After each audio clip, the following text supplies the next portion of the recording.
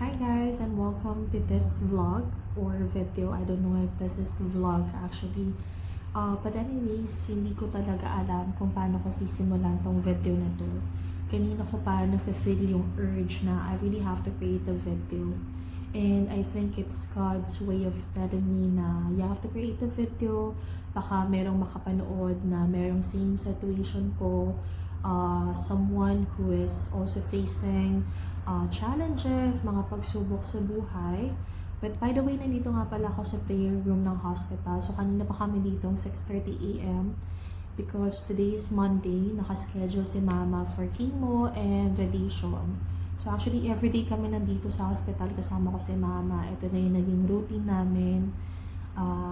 Nakakapagod, yes. Nakaka-drain, but we don't have, or I don't have any other choice but to just keep going.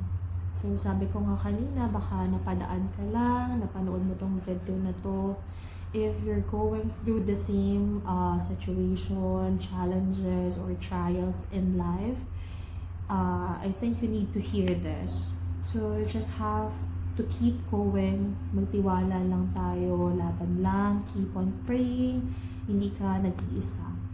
Okay, alam ko maraming questions sa isip natin ngayon, sa isip mo na bakit ikaw, bakit tayo nagsasuffer, why do we have to be in this situation. Alam ko madaming tanong.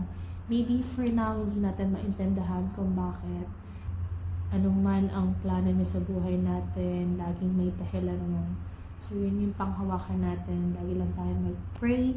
And just always think na darating din ang araw na lahat ng hirap, lahat ng pagod, lahat ng sakripisyo ay may magandang kapalit.